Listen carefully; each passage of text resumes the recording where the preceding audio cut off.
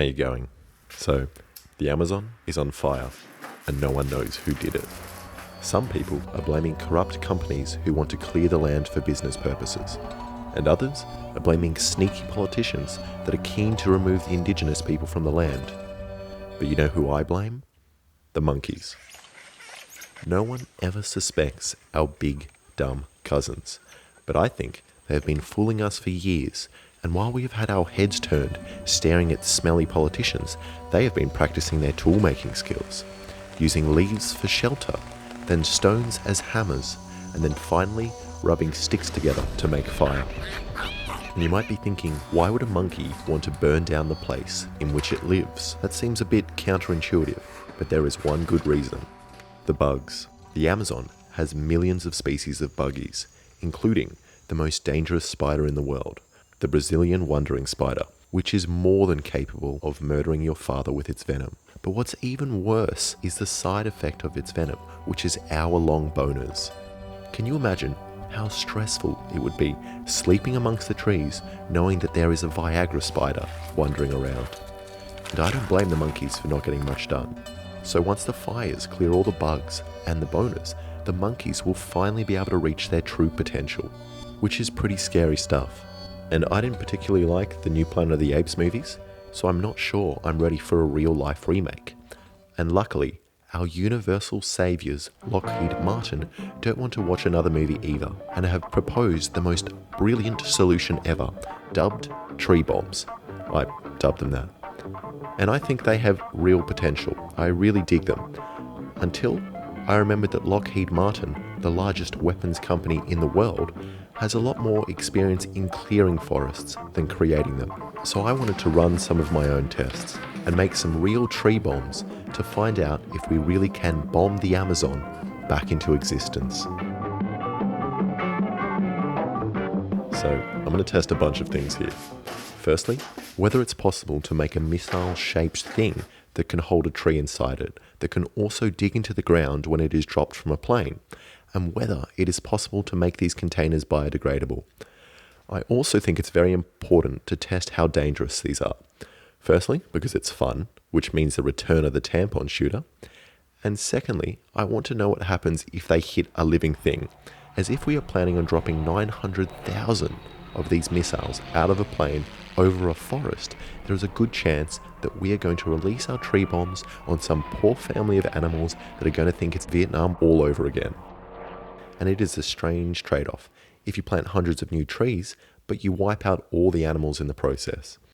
So now I'm going to try and decide what to make my missiles from. And I attempted to find out what the original article suggested using, but I couldn't find the original article. And the only thing I managed to find out about the missiles was from this website, which has very basic drawings of the tree missiles. The containers have a pointy bottom and then a sheath to protect the leaves. And it has a mixture of soil and fertilizer inside the container, so when the missiles impact the ground, the trees will have a fresh new chance at life. And this is definitely the most American way to plant trees. Listen to this quote from Lockheed Martin. "The possibilities are amazing. We can plant more than 3,000 cones a minute in a pattern across the landscape, just as we did with landmines." Also, if you are ever wondering whether you can believe what you are reading, I have developed a very official way of gauging the trustworthiness of a website. All you need to do is check the amount and quality of the ads on the side of the website. For example, if it has an ad telling you that Michael Bublé is releasing a brand new album and parents won't believe it, then you know it is an extremely trustworthy website. Ooh, did you say Michael Bublé? Alright, back to picking the materials. So obviously plastic is out of the question, as 50 million years is a little too long to biodegrade. And sadly, that means I also have to rule out uranium. And then I thought maybe I could use clay, but I think that would break apart upon impact. And after further brain thinking, I remember that time in the school bathrooms when I would sit there throwing wet toilet paper at the roof, slowly creating a rock-hard new bathroom ceiling. And I'm pretty sure toilet paper is biodegradable, so I thought this would be a good thing to experiment with. And it turns out I don't have to experiment, because the people of the internet have already done the hard work and come up with a couple of recipes for making papier-mâché clay that I can steal. Thanks, papier-mâché grandma. I'm sure it would make you happy knowing that your recipe was being used to create missiles. So all I did was take one component out which wasn't biodegradable, and this is the recipe I used. Grab all the toilet paper in your house. Hey! Then all the flour. What? Then PVA glue. Then I just mixed them all together with a big old drill, and I got this big, slurpy, delicious mess. So then I just made some ice cream cones and dried them, and they get real hard. And if you like, you can stop now, and you have created slippers for Henry J. Waternoose. And I stole that joke from Twitter. Thanks, a foe. Alright, before I go and test these guys out, I just wanted to give them a quick sand down and a paint job so they look like bombs and more clickbaity for all of you in the thumbnail. There, you happy now? So then all we have to do is pack our cones with some trees, and then hopefully the dirt at the front end will make them nose heavy. And then sticking with the toilet paper theme, I am using a toilet paper roll to shield the leaves. And before you feel sorry for these little baby trees that are possibly going to be obliterated, just remember I bought them with the intention of shooting them out of a gun, and I told them that from the start, crushing any expectations they had for the future. They understand they are never going to be planted in a garden by a loving family that they will age alongside, eventually becoming big enough to have teen lovers carve their initials into their bark, or to have a rope swing placed upon them for young Jimmy to play on. That is never going to happen to these trees, and they accept that. So let's start with a dirt penetration test, followed by a ballistics air cannon test. So I tried dropping them indoors, but my house wasn't tall enough.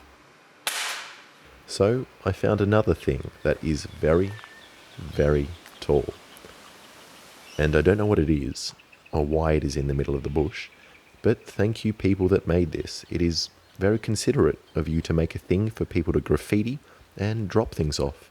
And I have to say, if you're willing to go to such extreme lengths to graffiti, why not do something a little cooler? And also there's no dirt at the bottom of this structure, so I'm going to be attempting to drop the missiles into these boxes of dirt. And I only have 7 missiles, so if I miss, none of us get any results. I'll try again. Yep. And go. And I have no idea how these are going to act in the air, as I only tested them from table height, and after missing the first bunch, I finally managed to hit one. And look, I'm going to be honest, I couldn't hit the boxes, so I faked this shot. Yeah, and I also faked the shot of me faking the shot. It was definitely naive of me to think I would just be able to drop 7 of these off a 40-meter structure and hit some tiny dirt boxes with no practice. Alright, let's move on to plan B. And I actually have 3 tree bombs left. I lied before to build up suspense. So what I'm going to do now is use my repurposed tampon launcher to fire them at much higher speeds at a point-blank range so I can't miss. And to be fair, this is probably a much better way to test them, as the article said they would be traveling at 200 miles per hour, which this air launcher should be able to get close to. So this is the first cone I'm shooting, which I named Little Tree, and this is the second one, which I named Fat Tree. And let's do it. And that worked extremely well. This is definitely the level you would want to dig them into the ground. And here's some slow motion.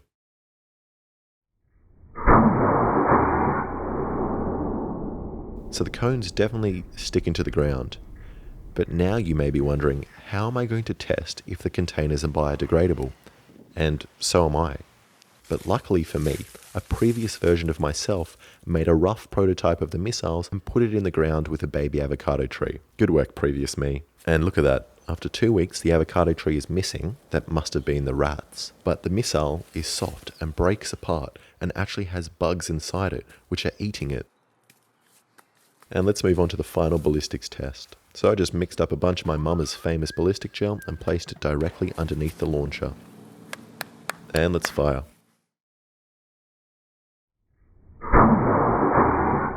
And at first I thought the missile just bounced off the top of the gel. But when playing it back frame by frame, you can see that the missile penetrated all the way down to the wood and then bounced back up. And that is a nasty wound. And it actually made a dent in the wood. And I don't think this would kill you, but you probably would have a tree growing inside you which would make for great fertilizer. And this means if we are planting trees using this method, we need to accept that we are essentially bombing the animals below the flight path. And maybe you could use this method over areas that are completely devoid of any life, but not over forests with animals in them. Actually, it might be a good thing. Look, it's a win-win situation. Firstly, we get to plant trees, and secondly, we get to wipe out all the monkeys that were lighting the fires in the first place. Lockheed Martin, you geniuses. You know what I reckon? I think we need to let more weapon manufacturers solve the problems of this planet. Thank you so much for watching. Please subscribe and check out some of my other stuff.